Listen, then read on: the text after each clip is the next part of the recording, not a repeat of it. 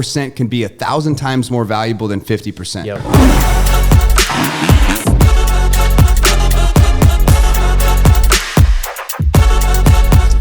All right, welcome back to episode 6 of the Legend Series podcast. We're so excited. We have Erik Rock with us today. He is an investor. He is a business owner, developer, a coach, man of many talents and hats, a big inspiration to myself and Seth. So Erik, thanks for being here, man. Thanks, bro. Appreciate it. Thank you.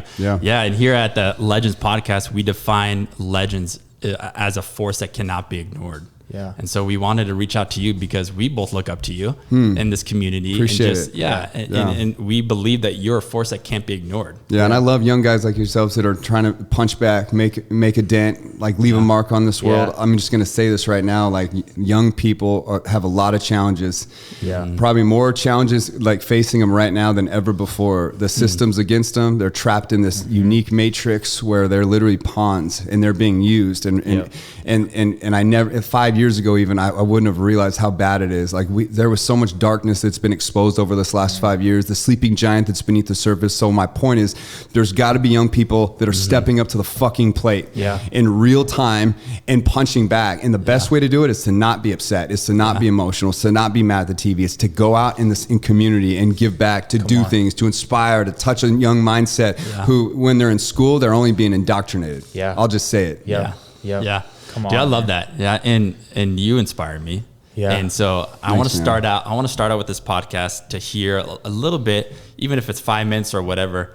How'd you get to where you're at now? Because we see a lot of us see where you're at right now, right? Yeah, and that's how it is with everybody. Anybody that has built anything worthwhile, you don't see it till decades in. Decades, sometimes plural in. Yeah. You don't see, because there's nothing to show at first. It's ugly. It's not pretty. I would describe when we were building our retail business is I became obsessed with really a singular thought. It wasn't to be known. It wasn't to make a dent. It wasn't to do, it was just fucking survive, first of all. But it was, at the end of the day, we're looking for one thing. And I think most people are looking for the same exact thing. They're looking for freedom. Yep. And freedom in countless different domains. Freedom is not just about financial freedom, which does free you up for a lot of other things. It's just real freedom. And most people will never truly be free. They'll be trapped. So entrepreneurship is one option of many, is a gateway to freedom.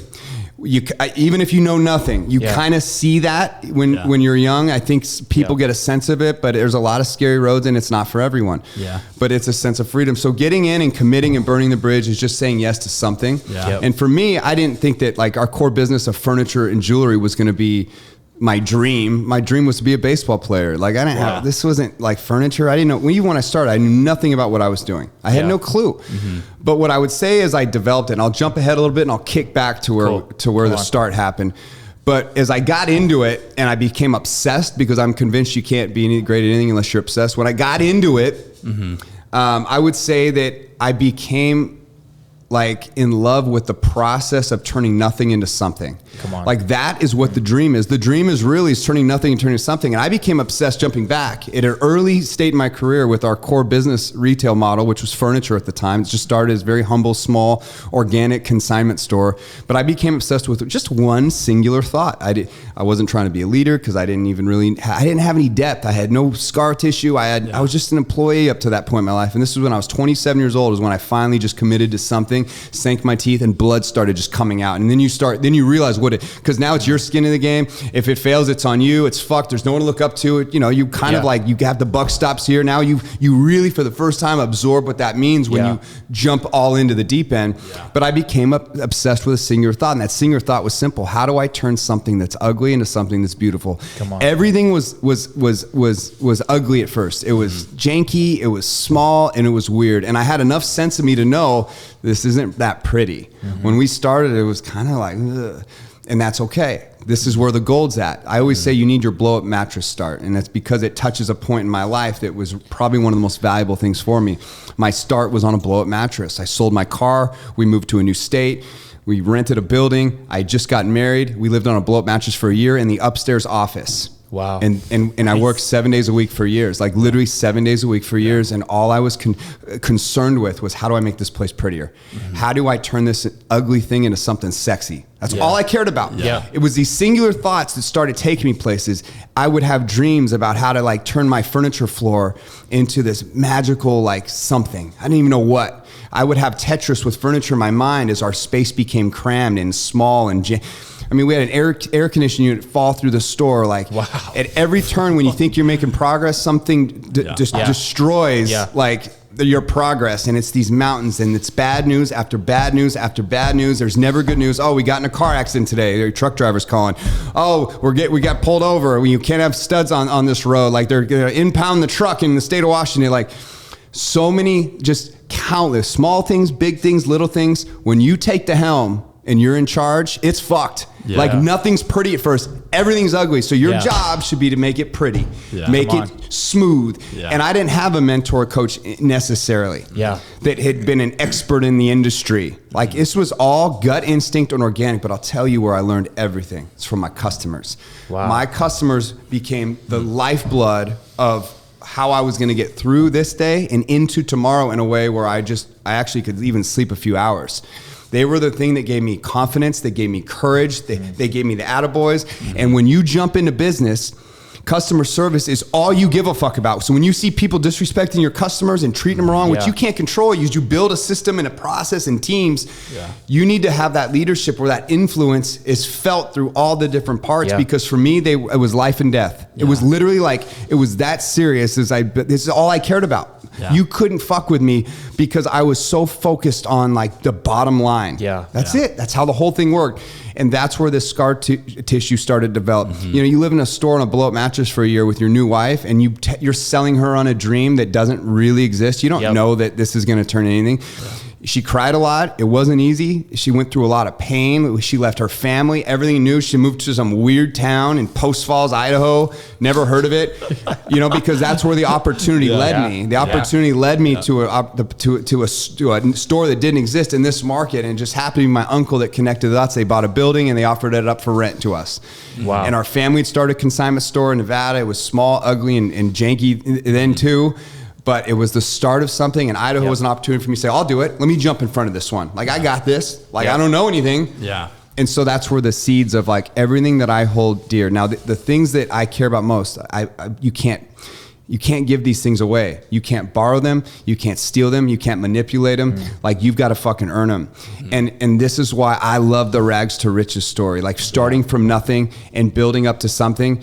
You know, it's like, this is the shit that moves people. This is the shit inspires, but it's not till you actually do it yourself and have some skin in the game and burn the bridge. And the best way for anyone to do it that's out there listening is just to take extreme ownership of something. It doesn't matter what it is. If you're an employer working for employee, pretend that's your business, treat those customers like your business, like think of it like your own, pick up trash like it's your own, and do shit when no one's looking like it's your own. Because when it's your ass online, you do things that nobody sees for decades. And then all of a sudden it looks like you made it, like overnight. You know, but they don't see all the doubt, all the years of turmoil, all the years of thinking, fuck, I don't want to do this anymore. Like all those voices in your head telling you go the opposite way because this wasn't cool. I mean, I left a life of like, I was a VIP host. I thought I had it so good. I was balling for a living, right? You know what I mean? Like I thought I was doing good as an employee to a cool thing. And there's nothing wrong with that. But the point is like, I would have never had the values and like the fucking scar tissue that I know now if I hadn't jumped into something that was nothing. So I always encourage people, just start and then never give up and just keep bleeding. Like can't kill you. Period.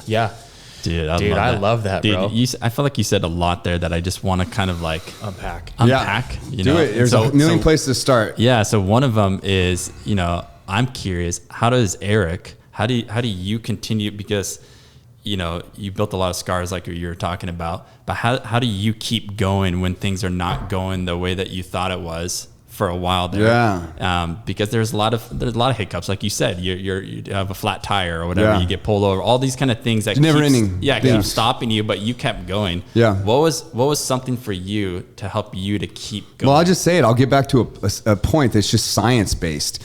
Once you have skin in the game, it changes how you do everything. And the worst part is you have to show up for your employees as a leader. You have to show up even if you're dying inside. You have to put a smiley face on. You have to make them believe in your dream. and then they have to see their path within your dream, or you're never going to keep them around long. You have to have a big dream that people can figure out how to become financially free within your dream. They could build their own dreams within your dream. And I've always said, like, this business as it grows has the potential to scale in ways that could make everyone millionaires, potentially, and beyond that. Yeah. Do you know what I mean? Like, where you build equity and how you build equity in a company, most people don't see that. You don't need to always recreate the wheel. So, but the point is like, for you, it's not just keeping yourself going. You have to like sort of lie to everyone else and make it appear that you're so strong and you got this. You got to like almost just you can't fake it in a sense. You can't fold in front of your staff who are all looking at you as a leader. So it's really hard. I will say though, again, like, having some skin in the game is valuable, but you know, I built a lot of rules into my life over the years. They didn't happen overnight, but I became a very rigid human that was incredibly disciplined, not necessarily because of my instincts or because I was born this way, but because I became very intentional about writing things down, seeing how decisions that when they would happen, like if I didn't have a rule on how to handle a situation, I may fold to the emotions. But when I had a rule, it becomes, it's like a trigger. You ever seen, like, Ed Milet talks about this a lot, who's one of my personal mentors. He talks about a baseball player that gets up to the batting box. He's in there and you see him do a thing, or he'll touch his shirt. He does. He's getting back into a state of mind that connects him to a good feeling or a system. Like you hit a home run, you drop a bomb. It's a touch. It's a feeling. You want to try to recreate those reps. And I think in business, it's similar. You need some sort of system and rule that, like, when bad shit hits, boom, something triggers in you. You know how to handle it. You trigger in you so that you can work past the problems that should bury you. And most people don't do that. They turn to alcohol. They have the wrong systems and processes in their life. They try to numb the pain. They do dumb shit. They cheat on their spouse, whatever it is. You've got to be so intentional and disciplined as a human that you're going to cut out anything toxic that holds you back. And you want to be a magnet to everything good, to where the light's at. And I'm just convinced you need rules, non-negotiables, standards, core values, systems and processes, this whole thing. And you can, if you're going to build systems and processes in your business for how you handle things so you don't have to think about it, so it's efficient and moves fast, why not do it in your personal life? Why not do it with everything you hold dear? And like, it comes down to nano details. And it's funny, man, the people that succeed most in life, they are fucking regimented animals. And again, like, if you slip up, it's okay. I'm sure you have a systems and a process for how you handle the slip up or the fuck up. Like, I'm not always right, and that's okay. I love being wrong. Why? Because I'm learning, but I have a systems and a process for, if I'm wrong, how to handle it. I take extreme ownership. I apologize. I lay the fuck down. I say I'm sorry, and I fucking own it. It allows me to be wrong. My systems and processes don't always mean I'm right. They don't always mean that, like, I'm gonna naturally go the right direction. It's only as you evolve that you have these rules that allow you to get out of other rules that were maybe no good, they weren't good enough. You can add stuff, omit stuff, but this is an ongoing thing. But at 39 years old, in my life right now, I have so many standards and rules that are so strict that if things happen, I just know what to do. I snap. I snap. I snap. I snap. I snap. I snap. I snap. And it makes me unfuckable with. I say that a lot. I'm unfuckable with. I'm so insulated that you're just gonna have to kill me. Like, nothing phases me. You can't fuck with me. Like, I'll win. I will win. I will win. Even in the depths of fucking hell, I'll win. I will reframe it. It'll be a lesson. It'll scar tissue. I have systems for how to deal with shit. And it's beautiful, man. Once you can become that kind of human, only then can you experience true freedom. Because it's the discipline that creates the freedom. Period. End of story. Most people think discipline keeps you, like, in a narrow cage where you have no fun. That is such bullshit. It's the discipline that gives you the opportunity to dive deep into shit and explore all the possibilities. You know, a lack of discipline, you're a fucking willy-nilly guy that is literally has no direction. And you can get pulled anywhere, and your emotions can sway you, and you're always mad at the TV. Systems and processes and discipline, it keeps you strict on things that most people will never obtain in life. Why? Because they just aren't efficient machines. You know how much competition's out there for everything we do? I do, you do.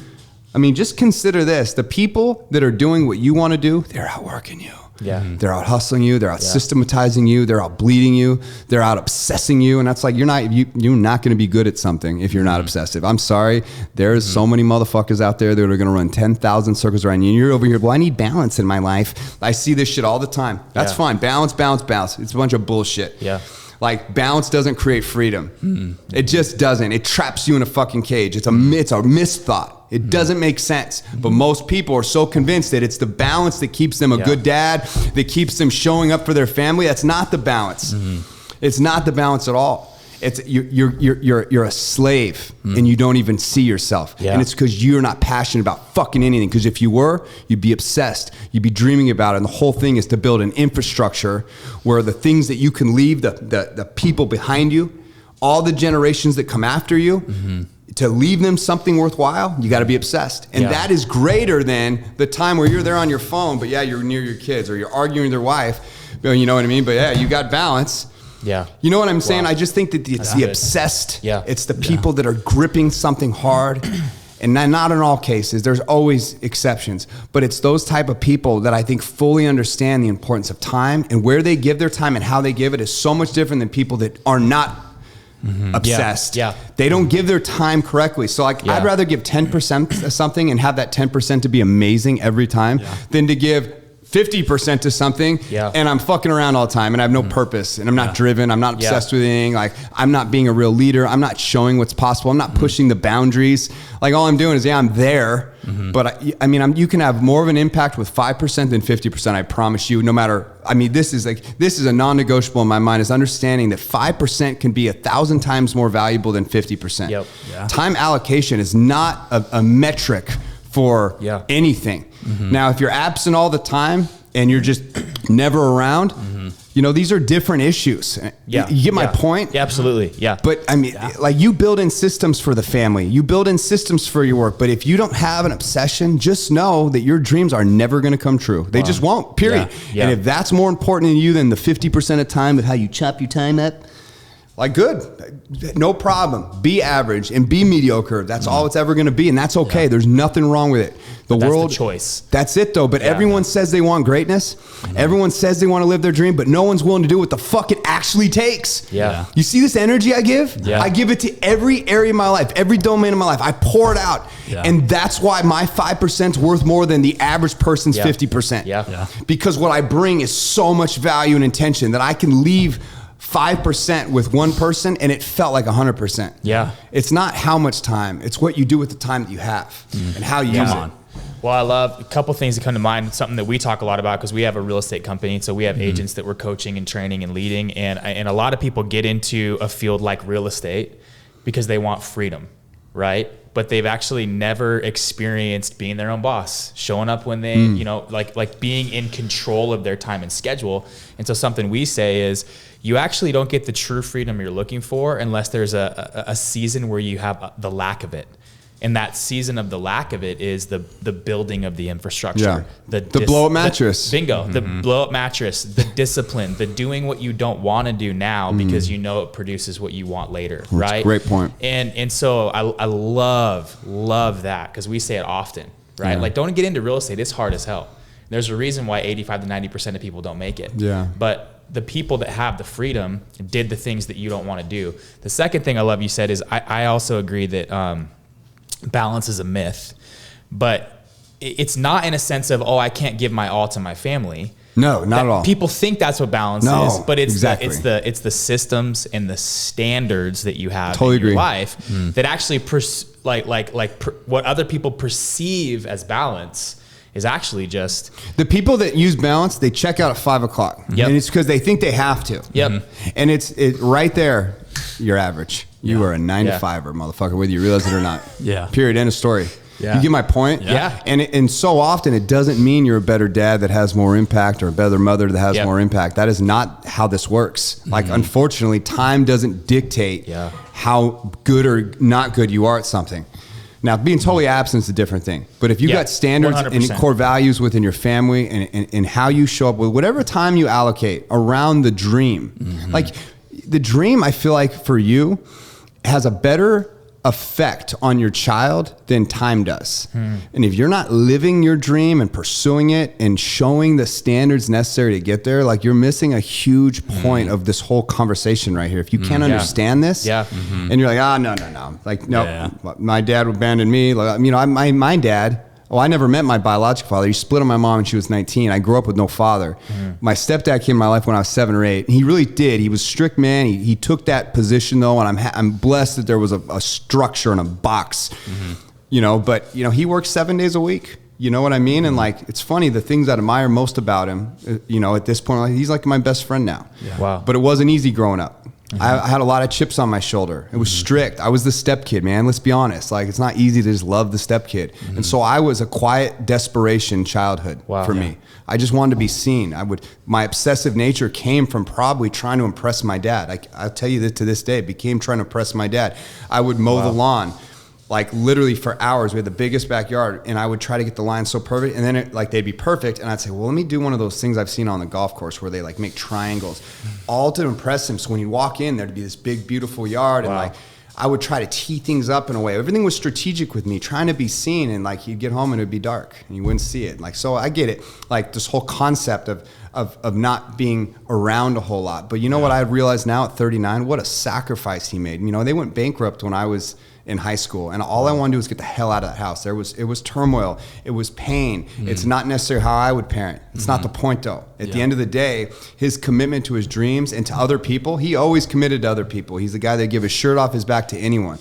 And I got so many wonderful stories about my dad that will just tell you like how giving of a person he was, but he sacrificed, and it was the sacrifice that I respected. It wasn't the time I did or did not get. The respect I have for him now was the sacrifice he made. Yeah. And again, I think that carries more weight than if he would have been around on the fucking couch every day, like ready to play with me at a dime's notice. Like, come on, man. Yeah. Like, and you know, when I see all these people with balance and their kids have 10,000 toys and they're fucking Chinese shit all over the fucking floor, it's a mess.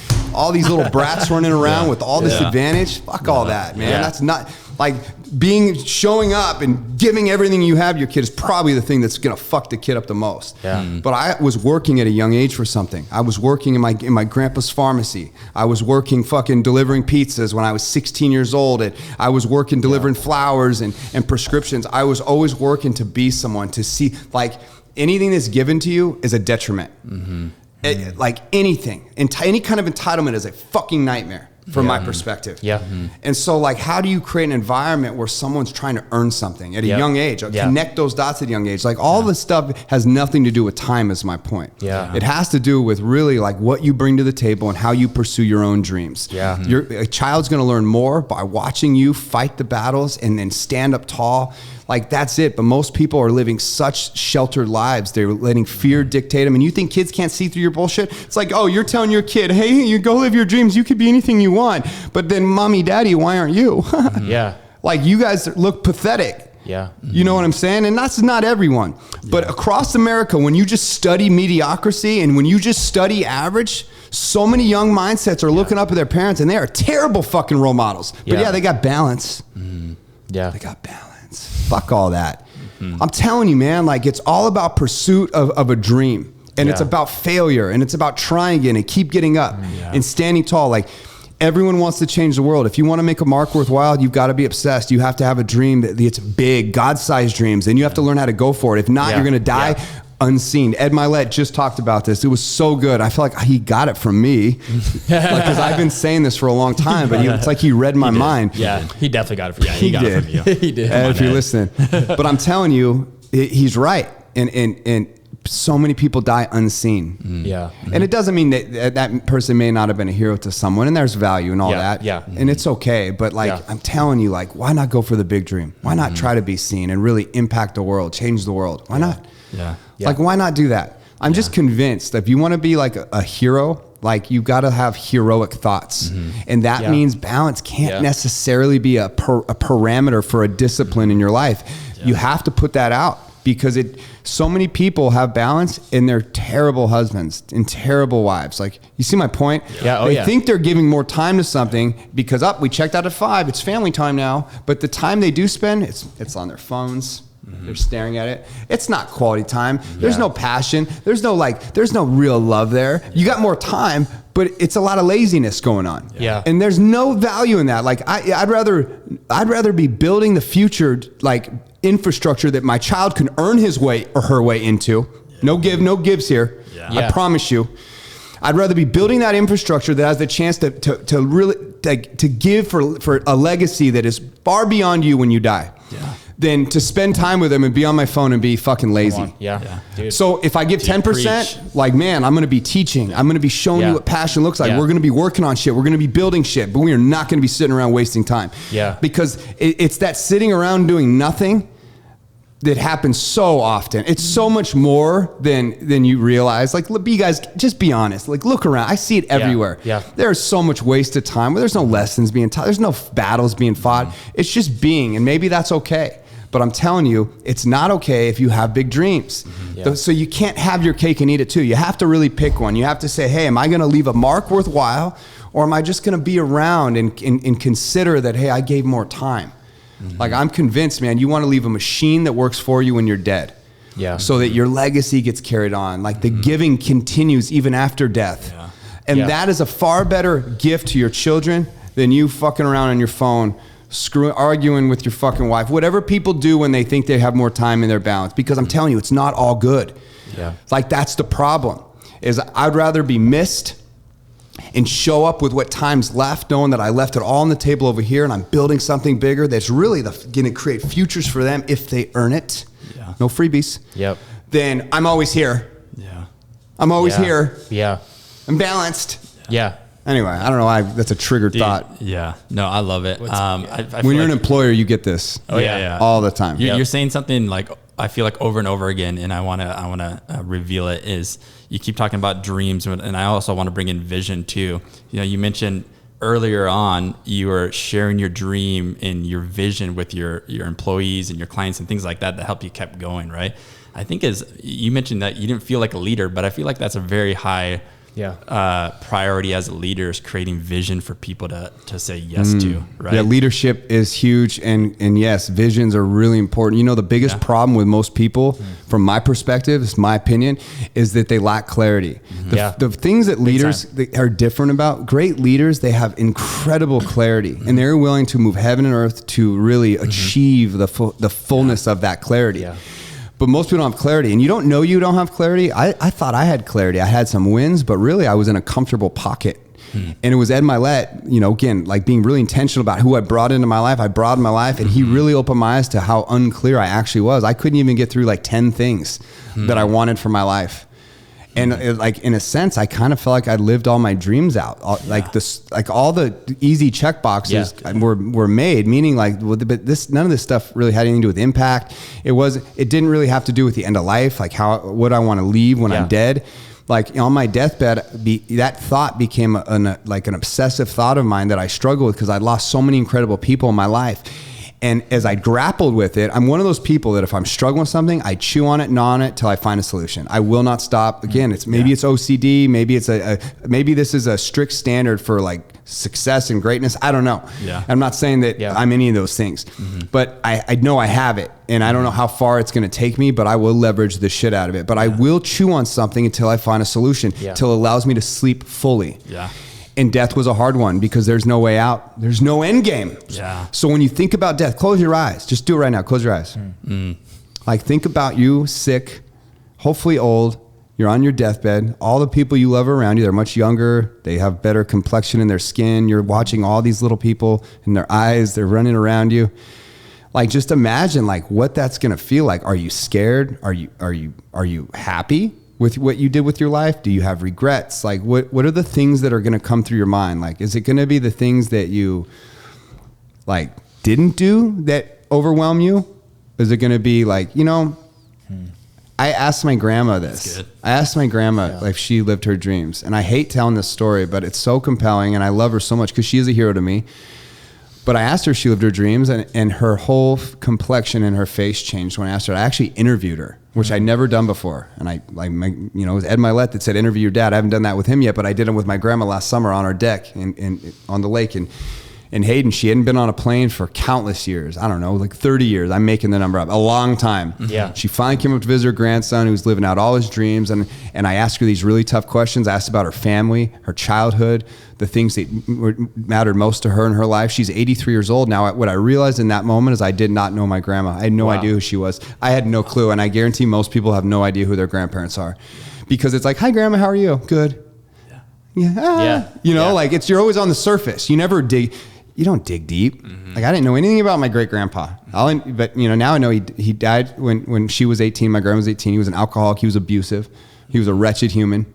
I know stories about him that break my heart that my grandma had to go through. And now it makes sense why my grandma like lived in fear. Someone really stole something from her that she never found a way to get past and get through.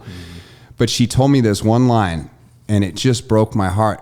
But at the same time, it was also a gift. Like she doesn't realize her story, her testimony is actually helping countless people around the world right now because I'm spreading her message. Yeah. She said, Erik, I could have been somebody. I really could have been somebody.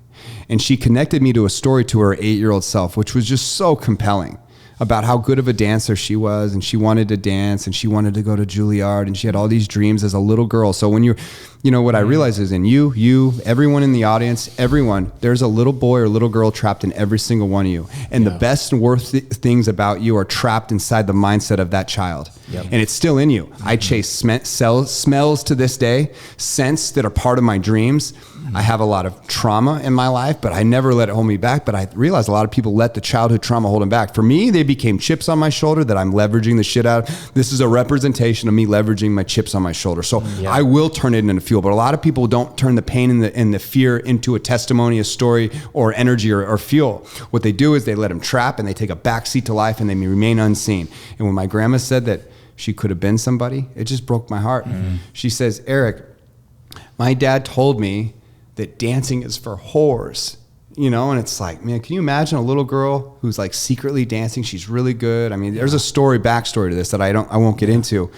But when her dad found out, he fucking crushed that dream. He ripped it right down the fucking center and said, no girl of mine's gonna be a whore. Yeah. And you know, it's like, okay, well, but it's funny, an 83-year-old woman, when you ask her one simple question, pulls you right back to the 8-year-old little girl. Think about that for a minute. Yeah. Wow. How many people on their deathbed are going to look back and it's not the things that they did do and failed at that they're struggling with. It's the things they never tried. It's the things they could have been. It's the places and experiences they could have had. Yeah. Yeah. And so I consider that now, and I think it's lucky. Like death is a blessing for me. I gamify my whole life. Everything's a game, and it's how I strip bad emotion out of my decision-making process, which I could go into hours on this. I should write a book about gamification because it's fucking gold. Yeah, you should. But part of the game is death. Part of the game is always making sure you're aware of time and death, time and death, time and death. It changes how I do this moment with you guys. It changes how I make decisions. It changes how I deal with butterflies in my stomach. It changes how it deals with a dry mouth or a heartbeat that's in my throat when I'm anxious, scared, or nervous. It changes how I deal with bad news. It changes how I deal with death in and of itself. Yeah.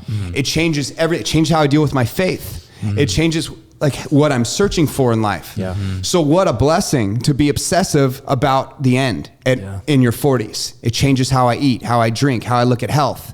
But so many people are just running the rat race. They literally, you know what's funny? I go to big cities. I've traveled a lot. I was in San Francisco, I don't know how long ago, but I had this thought that has just haunted my dreams. It literally haunts my dreams, and it is such a true testament, especially when you come from a town like Coeur d'Alene, this beautiful resort town with it's a pace of life here that's magical. Yeah. Like if you can earn money here and live here, what a blessing, by the way.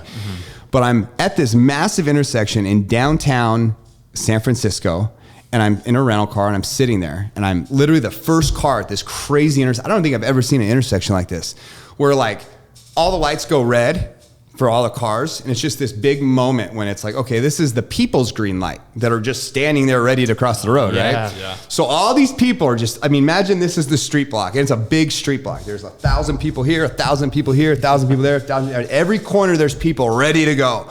And as this fucking just surge happens of people going that way, people going that way, it became this nasty cluster of humans. Wow. Yeah. And what I noticed was just, it was sad. It broke my heart. I'm sitting there and I'm like hitting my wife. Do you see this?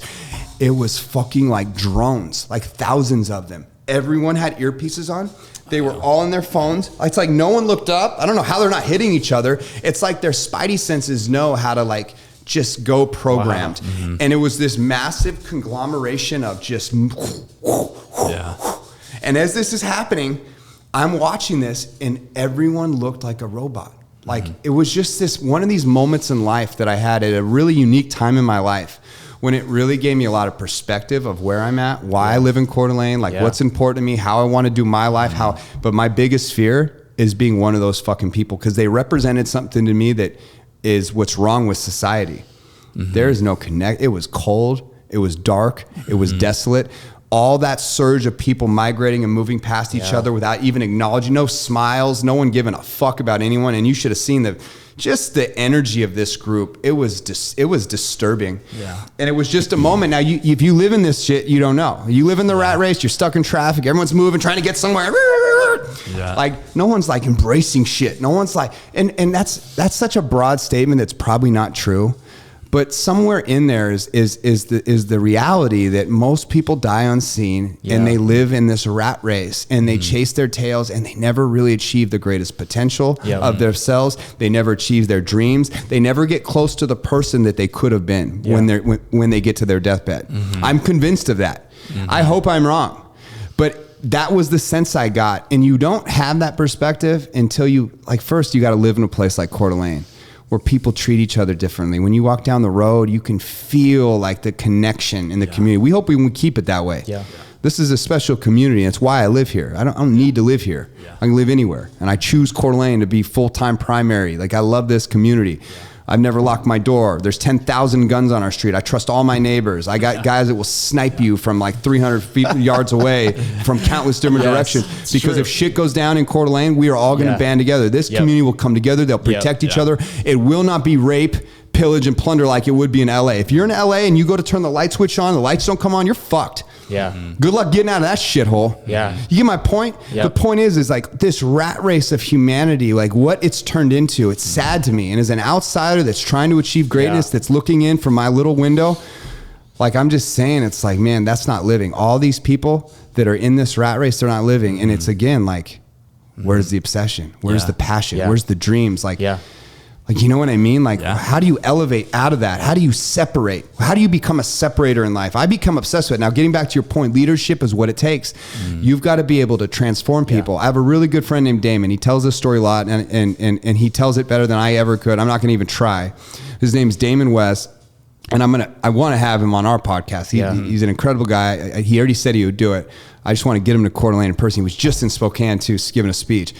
But he talks a lot about the egg, the carrot, and the coffee bean. Have you ever heard this story? No. Oh, dude, such a good story about like the true nature of leadership, really what it really looks like, and what type of person you want to be in life.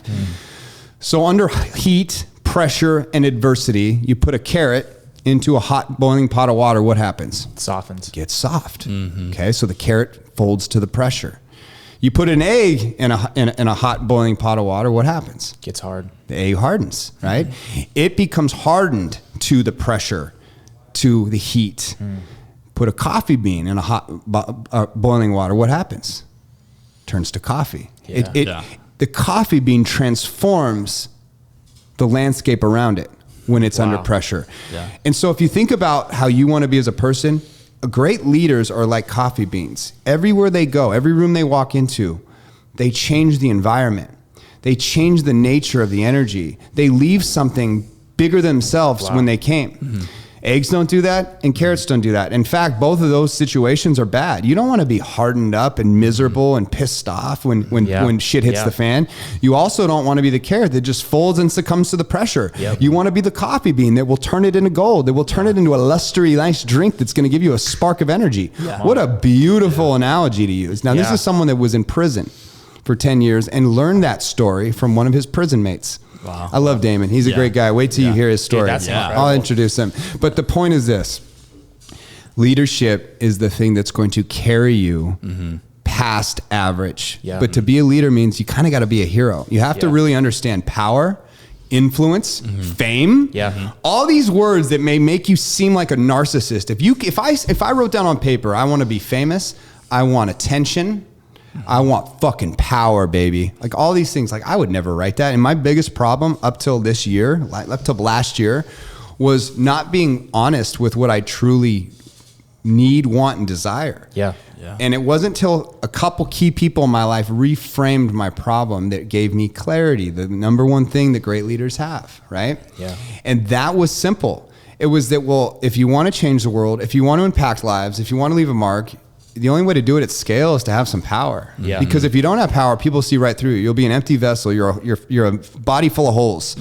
And the market will gobble you up. They'll crush you. You got to have power. You got to be able to stand in your own fucking shoes and stand tall. You have to own your power. Yep. But it's not power that's used for bad or for selfish reasons. It's power that's used for good to help humanity. So when I look at, it was a guy named Wes Chapman, another amazing dear friend of mine who you guys should all meet, that really gave me the superhero complex. It's that, well, if you want to be a game changer and you want to change the world and you want to be a hero and you want to be a leader, well, you're gonna have to be a superhero. And if you want to be a superhero, if you ever watch a superhero movie, it's this big battle between people using their powers for good or for bad. This is the big dilemma.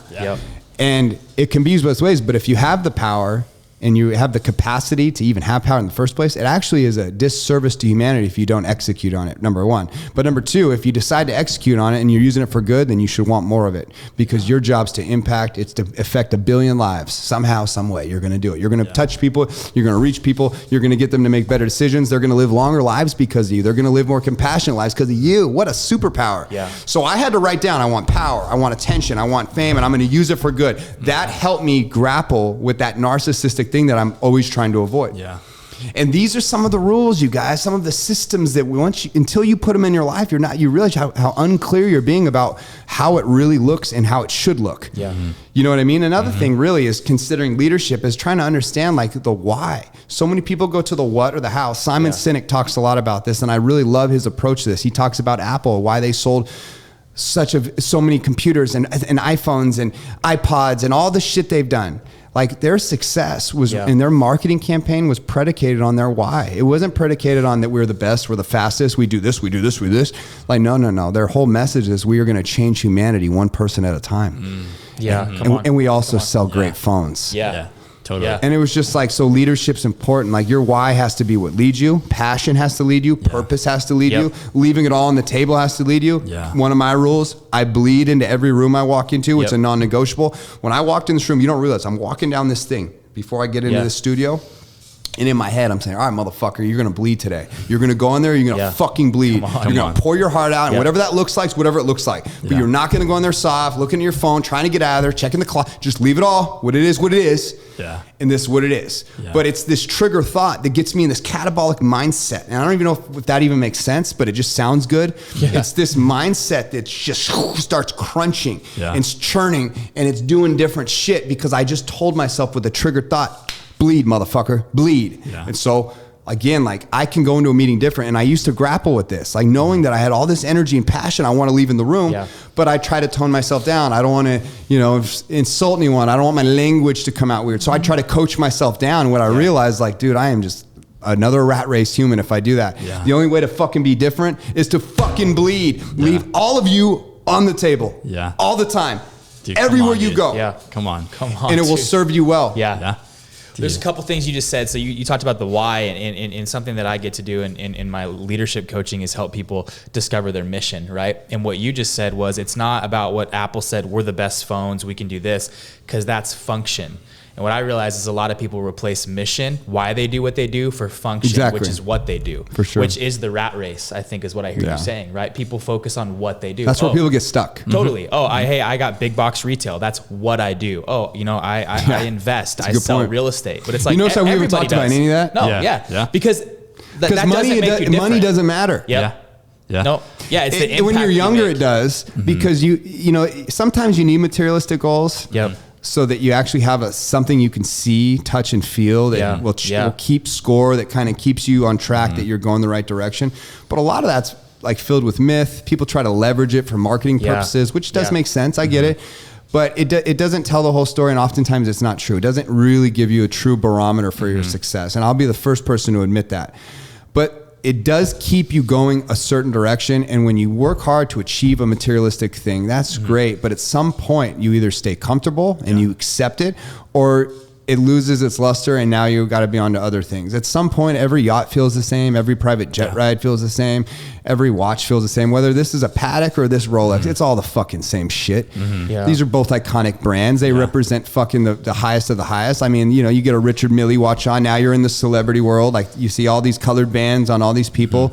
Like, you know what I mean? Like, okay. Yeah. But at the end of the day, it's a watch. It's all the same shit. Yeah. It's all the same feeling. Yeah. And once you get to the top and they can't get more expensive, like, then what? At some point when you transform that energy that was placed into things and you change it to purpose, like, fulfillment changes. Giving becomes the thing that you measure success by, not how much you make or keep, which is important. A lot of people can make it. It's harder to keep it, and it's even harder to give it away. Yeah. So if you measure it by how much you give away, that's a real measurement of your capacity to be like great. Yeah, dude, I love that. And that's something that Seth does really well, that he's always talking about is giving, right? And regardless of how much anyone has, if you can learn to give when you have little, you can give when you have much, right? That's a good point. And you don't need monetary shit to give. Yeah. You can give time, which says a lot about your character. Yep. You know what I mean? You could just be someone that listens at the right time and you're giving. You know what I mean? You could be someone that spots something instead of walking right past it, addresses it. Like, there's a lot of different ways to give, and it can start small, but at the end of the day, you want to have a big impact, you got to figure out how to scale everything. Like, for me, I've become obsessed about scale. Like, how do I scale? How do I get big? Oh yeah. Because you got to keep pushing through the barriers. Like, comfort is a hell of a drug. It will hold you down. It will steal all your potential away. That's so good. Something that I'm really curious about for you is, I think a lot of people have these pillars in their life. I think you kind of have to. You have to know what's important to you in life to have the standards that you've set, right? Yeah. So if I were to say, and I'm just going to ask it, Erik, what are your top 3 pillars in your life? The top 3 most important, I guess, either arenas, areas, hats you wear. What would those be? Yeah. So, I mean, if we're talking about like actual things that have allowed me to have the freedom, I mean, our business is everything. Like, it's the lifeblood of what I do. But beyond that, like, personal brand is become another pillar that I realize is different than the machine. Yeah. A lot of time I'll refer to business as the engine of your life. Yeah. And most people never understand what that means. This engine hums whether I'm sleeping. It doesn't matter where I'm at. It's always working for me. It's just cranking. It's kicking ass. It's very hard to build a machine, though. It's a pillar that you have to have. Like, if you look at all the great ones that exist, they all got some kind of machine in their life that's allowing them to go out and step into the light. And that's the next one, is really stepping into the light, like really owning the light. And that is a very hard thing for most people to understand. Yeah. To be seen is tricky. We just did a coaching group. It's the first one I've ever put together. It was a wonderful experience. And there was a few common denominators between everyone in this group that were really clear to me right out of the gate. Number one is clarity, people's lack of honest clarity. I just got a sense of it. It was undeniable. And number 2 is people's fear of stepping in the light. Everyone was nervous, and it's great. It made me feel better because I was nervous too. Yeah. No one's immune to it. I just have systems and processes that have given me a lot of scar tissue that make it look easy. But I struggle with it. I struggle with countless things. I hate that fucking camera. I've never been a fan of it. And it's so hard to say, look at me. I hate it. I hate it. But I realize it's part of the process of stepping the light is being able to communicate. Great leaders communicate. So stepping the light's another pillar. I mean, the third pillar really is impact in general. Yeah. Like, you got to have this before you could have this. And then before you have that, you got to have that. All these things sort of work together. Yeah. I'm after missions in life that are beyond me. I have a dear friend. His name's Nate Lewis. He's the Chief Development Officer for Operation Underground Railroad. He's someone I greatly admire. And I've really developed a strong bond with this person. And his boss, his right-hand man, is essentially one of my heroes, Tim Ballard. And Tim Ballard, if you don't know who he is, what a story. They're making a movie of him right now. Wow. Jim Caviezel's playing him, telling his story. Wow. He used to work for the government. He would chase bad guys down doing sex trafficking. And at some point, bureaucracy that always had his hands tied up, he said, fuck it, man. I can't do this anymore. I can't be this close to helping children right here and then have this bureaucracy say, that's against the rules. You can't do that. Yeah. So he decided to burn the bridge, take the commitment, take the leap. And the engine of his life became giving, which is really inspiring. Yeah. But through Nate, I've really got a true understanding of what real giving looks like, what real impact looks like. What a wonderful father he is. But do you know how many lives these people have saved? Children's lives, innocence. So protecting innocence I'm big on this. Yeah. This one really gets like beneath my skin. And it's funny, I don't have kids, but I can see myself working myself to a situation where I adopt one day. Yeah. And who knows, I'm leaving that door wide open, but I want it to be organic and authentic. But the point is like, I have a profound respect for innocence. Whether it's my little chihuahua, I look deep into her eyes all the time and I just see innocence.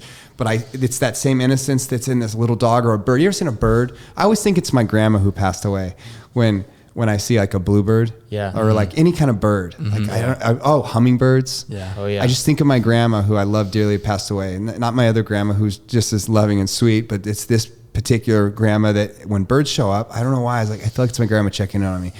But one day I'm sitting there and out of nowhere, I think it was the first hummingbird of the year. This was a couple years ago.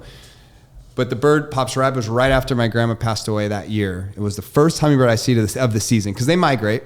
And it popped right in front of my face and it was staring at me. And it was just, these little fucking wings. Crazy, you know? They're crazy, yeah. They're amazing. What is that, by the way? How is it? That, you tell me there's no God and go look at a hummingbird fly around like a fucking fairy. 100%. There's a God. Only a God could create little fairies like that. Exactly. Anyway, that doesn't even make sense if you look at a hummingbird. I love hummingbirds. Yeah. But it just stopped and it looked in my face. Mm-hmm. It looked in my face and I could see my grandma through the innocence of its eyes. It was these little tiny black beady eyes and these fucking wings going nuts. Mm-hmm. And those little eyes, it was the innocence in those eyes. And for me, I connect that to children. Mm-hmm. Yeah. Children are the most innocent thing on planet Earth. Mm-hmm. They are such a beautiful thing that should be protected with everything we got. Mm-hmm. To think that there's evil forces going after them, that people are preaching devil now. Like you've seen this whole Satan movement that's going on. It's sort of the anti-Christian thing. Mm-hmm. Yeah. This whole, I don't want to get into politics here, but you get it. We all know what we're talking about here. It's everywhere. They're selling Satan t-shirts that literally say like Satan is God or something, like at Target now. I've seen this shit with my own two eyes. Like point is this. Children should be protected. This whole country should be on fucking fire about this issue about you do not fuck with innocence. You do not harm innocence. Mm-hmm. And I respect anything innocent I want to get out in front of. And so when I get into a story like Operation Underground Railroad and I connect that to my buddy Nate and Tim Ballard, it is undeniable. It is undeniable like how profound these stories have been in my life and how they're inspiring me to maybe do something different, go a different path. Like, you see what I'm saying? Oh yeah. So 100%. The give back is another pillar. Like this whole domain of protecting innocence, of fighting for things that are hurting. I'm on the board of Make-A-Wish Foundation. And part of the reason I wanted to commit to something like that and be a voice for it and get in front of it was there's all these organizations that are trying to fight the disease, fight the cancer. But like, have you ever seen a kid that's just sick and is in a hospital all the time, and it's just their whole childhood? It's such a heartbreaking thing. When I heard the story of the little kid, how this whole thing started, he wanted to be a police officer. It was his only dream. So a couple cops got together. There's a whole story how it started, but they put this whole scene together where this guy could get in a cop car and go be a cop. And this little boy is a really telling story. I can't tell it to its full credit that it deserves. But there's something about that story about granting just one wish. Do you know what I mean? That gets them out of their misery for one moment that I just fell in love with. I just love the whole concept of it. But if you don't have a cause in your life beyond just sticking to your own, kind of worrying about yourself, I think you should check yourself right now. You need to go dig hard and get beyond you. And this is another honest truth. Most average, I'll call it average and below, they only serve themselves. They're always victims. They're always complaining. Things aren't right for them. They didn't get this or they didn't get that. They're only thinking about their family. Like, it's funny, man. I'm always thinking about other people now. I'm always thinking about how to impact the most, how to give the most. That's become the overwhelming commitment that I'm making inadvertently because I think of my standards and rules and the people I associate with and my relationships. All these places are pulling me to this pillar of life, of the give back. You know what I mean? Of faith. I think faith is wrapped up in it. Somehow I find God in innocence, in Mother Nature, and in giving back. This is, for faith is an interesting thing for me. I grappled with it a little bit. Like I struggled with it. I'll be honest. Like I grew up in a Catholic family. I went to Catholic school, and like I just some of the politics and the business of religion has pulled me away from it as a standard. But I do like the Christian message. I align with the whole message. I have faith in this category for sure. But like I can associate like God with Mother Earth, like with a waterfall. Like God is in everything that's beautiful and innocent.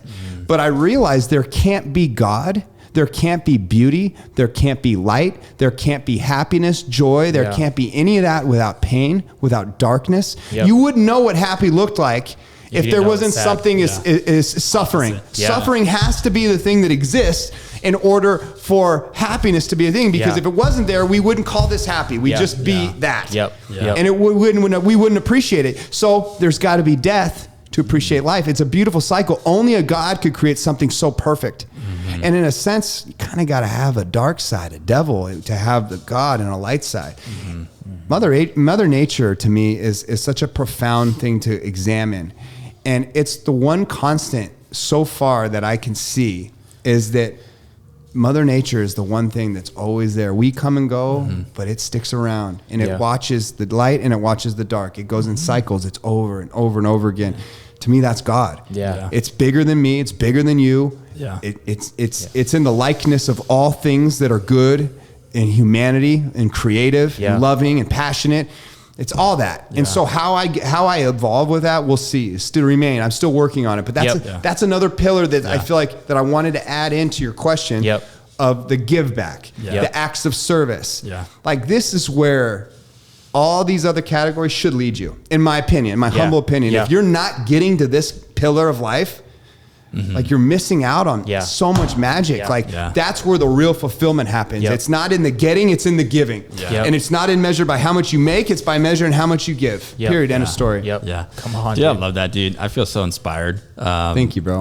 A question as we wrap up, because I feel like we can be here all day. I'm just like in awe just listening to you. Thank you, bro. Your passion is incredible. And I love it. I love the obsession that you have too. I could be off-putting, man, and I'm not apologetic for it because this is who I am, and authenticity had to be a focus. So again, like I want to give you everything I have as part of the bleed process. I'm feeling it. But I know I can rub some people the wrong way. No, I'm feeling it, and I love it. One question that I have is, like we already kind of mentioned, over time you share your dreams and your vision with your people in your life that helps you to keep going. And I feel as that gets bigger over time because we can only think so big at different times in life, right? Like how I'm thinking big right now is definitely going to be smaller than a few years from now. Oh, there's levels to this. You're right. There's levels to this. Keep going. So with you, Erik, I'm curious is what's vision for you now? Yeah. Well, like, where's Erik going, and what are you shooting for now? Yeah. Because it's bigger than it was 20 years ago. I'll just add to that for sure. Every time you get close to a version of yourself that you've been working towards, it's weird how it happens. That person, that shadowy figure, that man on a mission gets further away. You almost touch it and you can't quite get it. I've always described my life as a feeling. It's like something's chasing me and I can't quite get away. And at that same time, something's pulling me and I can't quite reach it. And it's this place between my fears chasing me and my visions pulling me that kind of leave me in a place of turmoil and not at peace, actually. It's not fun because I'm never comfortable. That part of my life is the part that keeps me moving forward. But in the process of really being after that next version, and sort of always being uncomfortable, always taking risks, always leveraging things when it wouldn't make sense to most people because like, hey, aren't you happy yet? No, I'm not. It's not about happiness. Happiness is about forward momentum. It's about movement for me. It's about it's not the achievement. It's being in the battle that gives me the fulfillment. You know what I mean? It's the journey. Absolutely. The main point though that I'm trying to build up to is like, what I've realized in this is your reality and what your possibilities are, they only depend on the things you tell yourself. It's only what you tell yourself that determine what is or what is not possible in your life. And so you just need to remind yourself that so often it's not that you are not getting to the full potential of your reality because you're not hitting your goals. Oftentimes it's because you are hitting your goals and then you get comfortable. It's not that people have big dreams and don't achieve them. It's that their dreams are too small and they hit them and then life happens, families happen, excuses happen, and they sort of settle in to the beer belly, of life. And that's it, man. And then life passes them and it's too late. And you always think you have more time. And Kobe Bryant said a wonderful quote, and it was, the biggest mistake people make is thinking they have more time. And that was really profound for me. Yeah. So the next vision, the next thing, really you can see what I'm doing with personal brand, how I'm going all in, I'm burning the bridge, I'm committing. Impact is the next game for me. How I define that's interesting. Yeah. Because it's very, very important to have clarity and specificity, right? Sometimes you just got to first build the infrastructure, build the ground, and in that process you'll find clarity. I will say, as I just said yes to the commitment of the infrastructure of what I determine is going all in based on what I see, the people that I dream to be like, see what they're doing. I'm getting more and more clear on this issue, but at the end of the day, I could describe it as one thing. Like Ed Milet is someone I really look up to. He knows it. I talk a lot about it. I brought in my life. I spent a fortune on being in his world and paying the ticket price. And I think I've developed a solid friendship that I will carry on forever now. Yeah, but at the end of the day, like what he's doing, I want to do. He's on stages. He's speaking to countless people. He's writing books. He literally has millions of people that he's communicating with. And I like his style. It resonated with me. I like his energy. I like his passion. And countless people tell me I remind him of him. Yeah. His own sister, Erica, always tells me like, hey, you're just like Ed. Yeah. Even Ed has introduced me before. I was like, hey, I want you to introduce my buddy Eric. I mean, he's me, exactly me 15 years ago.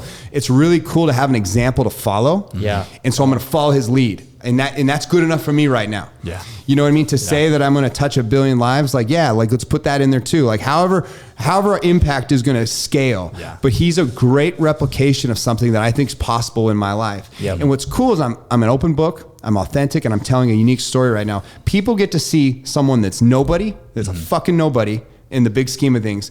And they can see the process of what I'm going to do to turn into a somebody.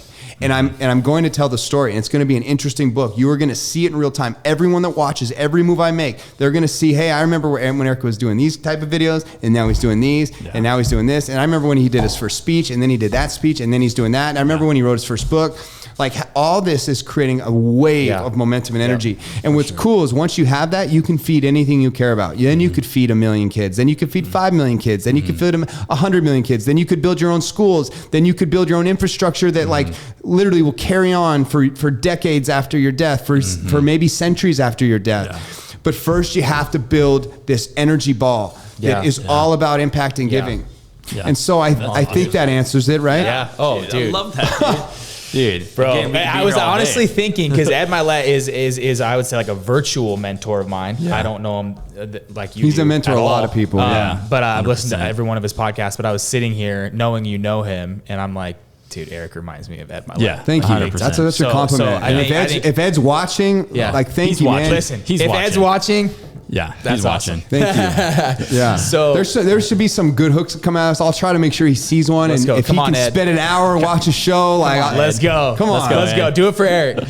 But well, man, I think we could spend hours talking to you. I'm in your coaching group. I'm so excited. I'm excited too. Yep, I'm really excited to see. I want you to bring everything you have. Yep. Lay it down because you serve so many people already. Yep. I don't look at this as like my coaching group. I look at this as we are the voice of Coeur d'Alene. You're a partner of mine. We are going to take this on. Yep. We are going to have so many positive messages coming out of this community. We're going to create so much impact. We're going to create so much noise. He's going to help. Yep. Come on. Colton, behind the camera. Let's go. Come on. He's a very talented man behind the camera. But we are going to be punching hard. We're going to bring all things iconic in this community into our infrastructure. They're going to support us, and they're going to help give us a platform. We're going to turn nothing into something. Our Man on the Mission podcast that aligns exactly with what you're doing is just going to be another voice out of this community. Yep. We really want to take ownership of something that doesn't exist. There's room for everyone. But at the end of the day, you guys are mission partners. I do not view you as anything more. We have the chance to turn nothing into something miraculous. And watch what we do with it. Watch how you connect with me the rest of my life. But you have to believe in something that may not exist, and that means you got to bring your all. You have to commit. You paid a ticket price. I paid a ticket price. Every one of us is investing. We all have skin in the game. What we do with this remains to be like seen. But let's tell a wonderful story to the world. Come on, dude. Let's go. Hey, bro. Come on, dude. Well, Eric, dude, thank you so much for spending this morning with us, man. I'm really excited that for this podcast to come out, and let's keep growing. All right, bro. All right, man. Thank you guys. Thank you. Dude. Appreciate you. Dude, thanks.